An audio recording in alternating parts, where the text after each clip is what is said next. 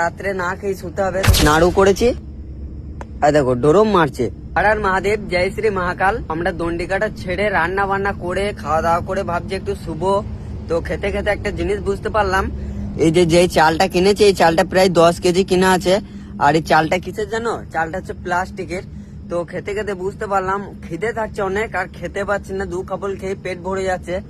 তো দেখো দেখো নাড়ু করেছি, আর দেখো ডোরম মারছে।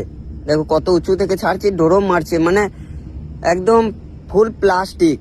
দেখো ভাঙছে না, ডোরম মারছে, মানে প্লাস্টিক। তো 10 কেজি কিনা আছে চালটা। দেখো ভাই একবার দেখা না, তো ভাই ভেঙে দিয়েছে। তো কি বলবো তোমাদেরকে, এটাই বলার ছিল।